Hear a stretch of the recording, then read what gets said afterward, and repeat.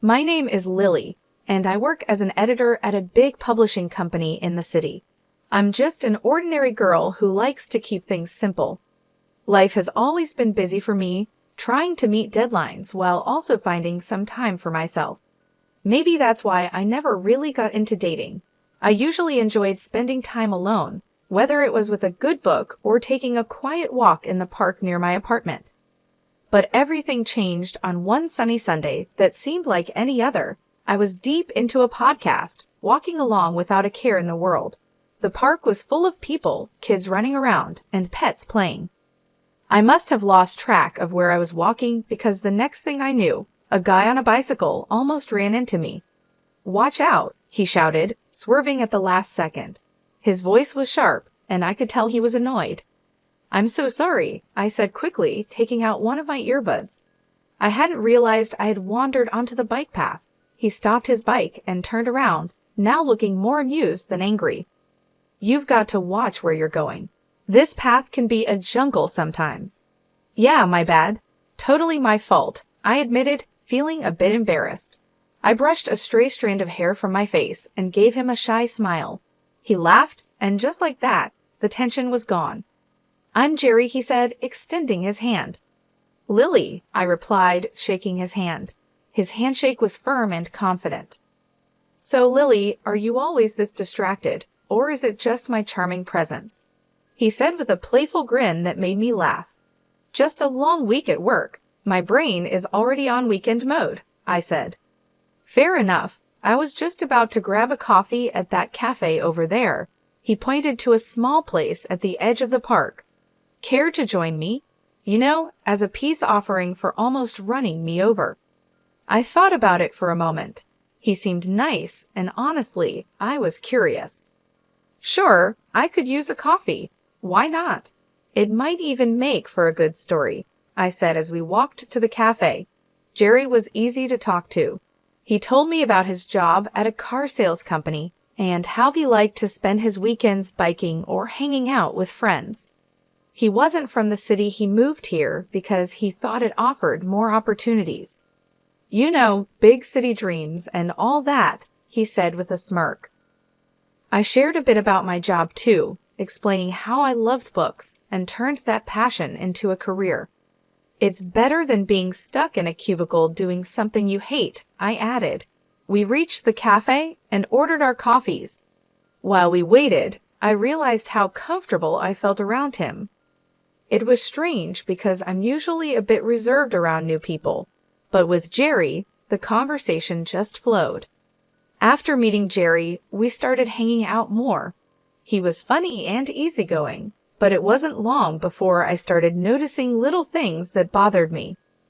At first, it was nothing major, just small comments here and there that made me raise an eyebrow. One Sunday, we decided to go out for dinner, and somehow the topic of careers and family came up. We were just chatting about work and life, nothing serious, or so I thought. "So how's the book world treating you?" Jerry asked, taking a sip of his beer. "It's busy as always. Deadlines don't stop for anyone," I replied, poking at my salad. "Yeah, I get that, but you wouldn't want to be stuck in that forever, right? I mean, eventually you'd want to settle down, maybe cut back on work hours," Jerry said casually. I paused, my fork midair. "Not really, Jerry. I love what I do. I don't see myself giving it up anytime soon, or ever, really." Jerry shrugged. "Sure, but what about when we have kids? Wouldn't you want to be around more?" The question caught me off guard. I chuckled nervously. "That's jumping way ahead, don't you think?" He laughed it off. "Yeah, you're right. Just thinking out loud, I guess." I tried to shake off the discomfort, but it lingered. A couple of weeks later, Jerry invited me to have dinner with his parents. I figured it was a good sign, thing getting serious and all. I was nervous but hopeful. That dinner, though, opened my eyes a bit more. His parents lived in a cozy, well-kept house in the suburbs. His mom, Mrs. David, was all smiles when we arrived. "Lily, so lovely to finally meet you. Jerry has told us so much about you, she gushed, pulling me into a hug. "Thank you for having me, Mrs. David. It's great to meet you too," I replied. I managed to reply with a smile. Dinner was going well until Mrs. Davids started talking about family and marriage. "You know, Jerry was always the responsible one," she said, serving herself more potatoes. "We've always told him how important it is to find a good girl who knows how to take care of a home." Jerry's dad nodded in agreement. "Absolutely, it's about building a strong foundation. A man needs to provide, and a woman, well, she takes care of the home." I glanced at Jerry, hoping he'd say something, but he just focused on his food. Mrs. David continued, "That's how we raised our boys. Family first, right, Jerry?" "Right, Mom," Jerry finally said, looking up. His agreement felt like a punch to the gut. I tried to stay calm. "It's interesting because I've always been very focused on my career. I love my job and believe in contributing equally." Mrs. David smiled, but it felt forced. "Of course, dear, but you'll see, priorities change when you have children. It's only natural for a woman to want to stay at home with her babies." The rest of the evening passed in a blur. We left shortly after dinner, and the drive home was tense. I broke the silence. "Your mom has some strong opinions about family roles. Do you feel the same way?" He hesitated, then said, "I think there's some truth to it. It worked for my parents." Despite the uneasy dinner with Jerry's parents, our relationship continued. Somehow, the good times seemed to outweigh the bad, and I found myself agreeing to marry him. Looking back, love must have blinded me because those warning signs were still there in the back of my mind. The wedding planning began, and it was all a whirlwind. Jerry wanted something simple, and so did I. We decided on a modest ceremony with just close family and friends. As the day approached, the real pressure started to build, not about the event, but about what our lives would be like afterward. After the ceremony at the reception, Jerry's mom pulled me aside. Her smile was wide, but her eyes were serious. "Lily, dear, I'm so happy for you both. Remember, a good wife supports her husband no matter what." "Thank you, Mrs. David. I intend to be a supportive partner," I replied, trying to keep my voice steady. "And remember, dear, when the babies start coming, it's best if you're at home. You can't trust strangers to raise your children," she added. Her words felt like a warning, and the finality in her tone made my stomach churn. I just nodded, not trusting myself to speak. Later, when Jerry and I were alone, I said, "Your mom talked to me about kids and me not working." I started watching his reaction closely. "Yeah, she's just looking out for the future. She means well, Lily, you know how moms are." Jerry brushed it off, taking a sip of his champagne. "But you know I'm not planning to quit my job, right? Even when we have kids," I said, needing him to understand. Jerry paused, his face serious. "We'll see, Lily. Things change. We'll do what's best for our family." After our wedding, Jerry suggested we move to a larger apartment closer to his work at the car sales company. The place was nice, bigger than our old one, but it was right next door to his parents' house. I had my doubts about why he chose this particular spot, but I agreed, hoping for the best. Once we settled in, the reality of our new life together began to show. Jerry started bringing up his idea of a traditional family more often, where he would be the breadwinner, and I would handle the household and, eventually, the kids.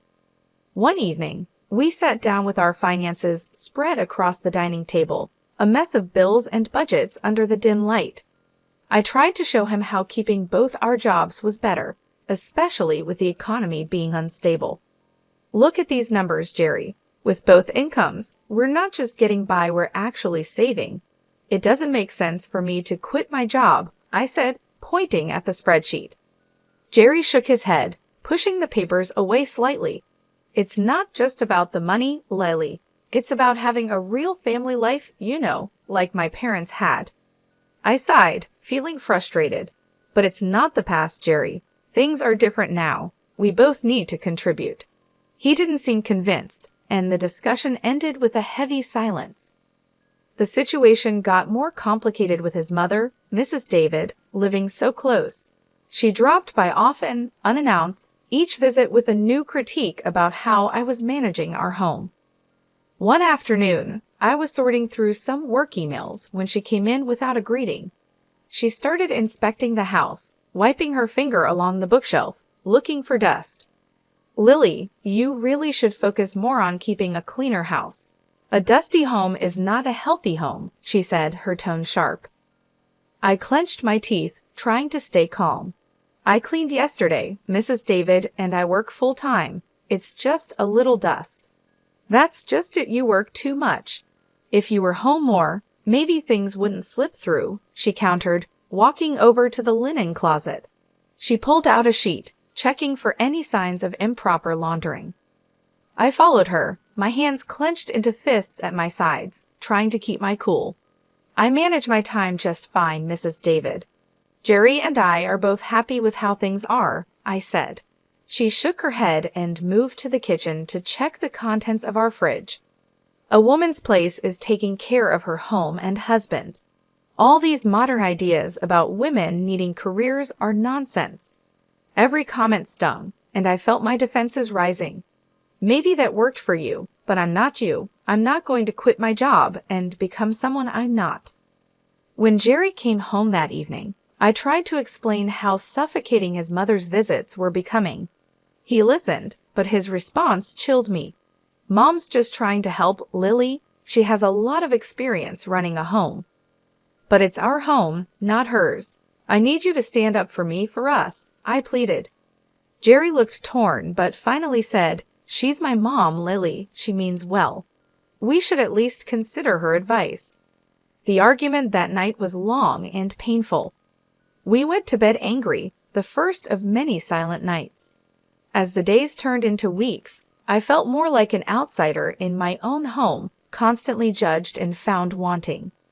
The pressure to conform to an outdated idea of a wife was relentless, and my resolve to maintain my independence was tested every day.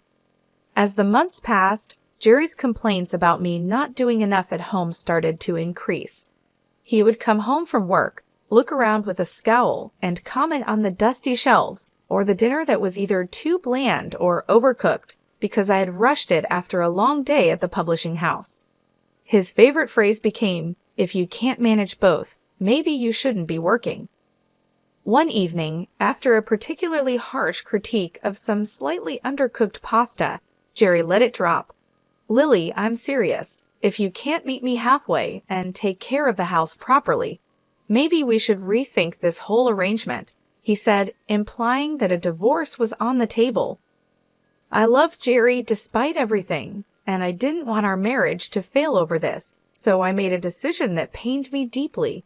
The next day, I talked to my boss, Olivia, about quitting my job to become a full-time housewife. Olivia was shocked and tried to persuade me otherwise. "Lily, you're one of our best. Are you sure about this?" she asked, concern clear on her face. "I don't see any other way, Olivia. I have to try to make things work at home," I replied. I admitted feeling defeated. Olivia, always trying to find a solution, suggested a compromise. "What if you could work from home and manage your projects remotely? It's becoming more common now, and you wouldn't have to quit."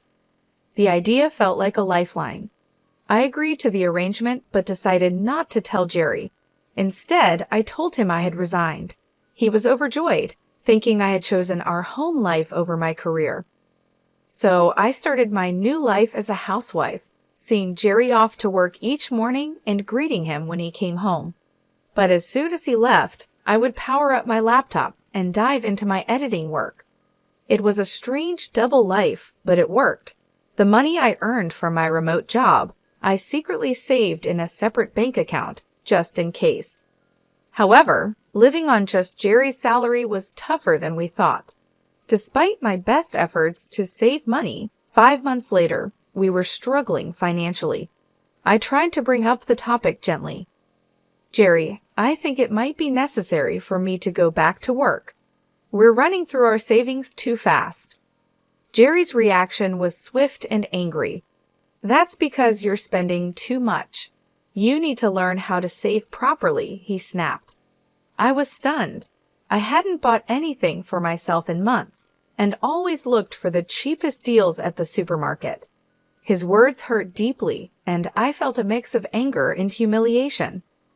The next day, his mother came over with the intention of teaching me how to budget. She dragged me to the store and pointed out the cheapest, often lowest quality products. "Buy these, Lily. Stop wasting money on expensive stuff," she lectured as we walked down the aisles. Back home, she showed me how to dilute dish soap to make it last longer. "You use too much. You need to make do with less," she instructed in a patronizing tone. She even started checking my receipts, scolding me for any purchase she deemed unnecessary. "Why are you buying this? Just stick to basics," she would say, shaking her head in disapproval. Living like this was unbearable. Every day felt more suffocating than the last. I was losing my sense of self to their imposed austerity, living under constant scrutiny. The situation was becoming impossible to bear. I felt trapped in a life of pretend submission, with every part of me screaming for escape. But for now, I held on, biding my time and planning my next steps carefully. It all reached a boiling point one drizzly Friday evening. I was on the phone in the living room, pouring my heart out to my mom. "I just don't know how much more I can take, Mom. His mother is always here, teaching me how to stretch every dollar until it screams. I get it, we need to save, but this is too much." Mom's voice was full of concern and anger. "Lily, that's not normal. You need to talk to Jerry about setting boundaries. It's your home too, not just his or his mother's playground." I nodded, feeling a bit stronger with my mom's support, but just as I was starting to feel better, Jerry stormed in from the other room, his face red with anger. He must have heard me complaining. He snatched the phone right out of my hand. A wife shouldn't be complaining about her husband and mother-in-law like some street gossip. He snapped into the phone before hanging up. I was shocked, my hand shaking slightly. "Jerry, you can't just grab my phone and talk to my mom like that." "Oh, I can't? Maybe if you had some respect for us, I wouldn't have to," he retorted, his voice rising. I could see the veins in his neck bulging. "Jerry, listen to yourself. Can't you see this isn't healthy?" I pleaded, hoping to reach some part of him that remembered what love felt like, but he was beyond reason. "Healthy? My mom was right. I should never have married you," he spat out, his words cutting deeper than I expected. "That's enough, Jerry. I'm your wife, not some puppet you and your mom can control," I shot back, my anger flaring. "Then act like it, or leave," he shouted, his face inches from mine. I stared at him, disbelief and sadness warring inside me. "You want me to leave at 6 a.m. It's dark and pouring rain outside." "If you don't like how things are, then yes, get out," he replied coldly, his eyes unyielding. I knew then that nothing I could say would change his mind or the situation. Shaking, I grabbed a few essentials, my laptop, some clothes, and my phone. When I reached for my purse, Jerry was quicker, snatching it away. "You think you're leaving with this? I earned this money, not you." "Fine, keep it," I said, my voice hollow. I couldn't believe this was happening. I called a taxi and waited by the door, my heart pounding. The taxi pulled up, and I stepped out into the cold night air, drenched by the rain. As I climbed into the car, a strange calm settled over me. I was doing this. I was leaving. Later at the hotel, as I lay in the unfamiliar bed, I felt a mix of emotions. I felt a wave of relief amidst all the chaos. Despite everything, I hadn't quit my job, and my secret savings account, which Jerry didn't know about, was now my lifeline. As dawn broke, I got up, the weight of my decision heavy on my mind. Today was the day I would take control back. I had an appointment with a lawyer to talk about filing for divorce. It felt surreal, like I was living someone else's life. The lawyer's office was a simple, unremarkable place, tucked between a row of old brick buildings. Inside, Mr. Richard, my lawyer, was a straightforward man who didn't waste any time. "Let's get down to business," he said as soon as I sat down. "You're here to file for divorce, correct?" Yes, I confirmed, my voice steadier than I expected. I can't go back to the way things were. Mr. Richard nodded seriously. All right. I'll need all the details, any joint accounts, property, anything that needs untangling. We spent the next hour going over everything. He explained the legal process, what I could expect, and what my rights were. He was thorough, making sure I understood each step before preparing the necessary documents. You'll need to serve these to your husband, he instructed as he handed me the envelope, sealed with a stamp that felt like the seal on my old life. With the divorce papers in hand, I went back to the apartment I had shared with Jerry. He was still asleep, probably exhausted from last night's argument. The apartment felt different as I packed my things each item I put away marked the end of another shared chapter. By the time I finished packing, Jerry was waking up. He wandered into the kitchen, bleary-eyed and clearly confused to see my bags piled by the door. What's going on? He mumbled, scratching his head. I didn't have much to say, just actions to take. Instead of answering, I handed him the envelope. These are for you, I said, my voice calm despite the emotions swirling inside. Jerry tore open the envelope, a frown forming as he read the contents. Divorce, he laughed, disbelief in his tone. You think you can just walk out, and everything will be all right? He looked up from the papers, his eyes cold. Come back when you're ready to apologize, and maybe I'll consider taking you back. But remember, you'll have to listen to my mother from now on. The absurdity of his words almost made me laugh, but I held it back. I'm not coming back, Jerry. We're done. As I walked out of that apartment, the air felt different, crisper, almost hopeful. I went straight to the new place I had rented just days before. It was small, but it was mine, a space where I could start fresh. Every step I took felt heavy, but it also felt right. A few weeks after moving in, I was back at the office, fully diving into the whirlwind of publishing deadlines and meetings with authors. Being around my colleagues again and feeling the familiar rush of an approaching deadline reignited a spark in me that I thought I had lost. Days at the office blended into weeks, and before I knew it, I was back in my groove, managing manuscripts and deadlines with a new sense of purpose. The challenges I had faced in my personal life had given me a fresh perspective, and it felt really good to be back. The familiar world of texts and typos was more comforting than I had imagined. During this time, I reconnected with old friends, people who knew me long before Jerry. We met for drinks after work and shared meals on weekends. Slowly, I started to feel more like myself than I had in years. The laughter and light-hearted teasing grounded me, and in their company, I rediscovered parts of myself I had forgotten. A few months into this new phase, I received an unexpected call from Jerry. His voice was awkward and tinged with desperation. Hey, I got laid off. Things are pretty rough, he started, stumbling over his words. I was thinking maybe you could help me out financially. And, maybe we could start over, rebuild. I mean, if you apologize to me and my mom and show some commitment. His request hung in the air, audacious and somewhat insulting given our history. Jerry, you really think I'd come back to support you and your parents after you kicked me out? You're out of a job now, and suddenly all your high and mighty principles are gone.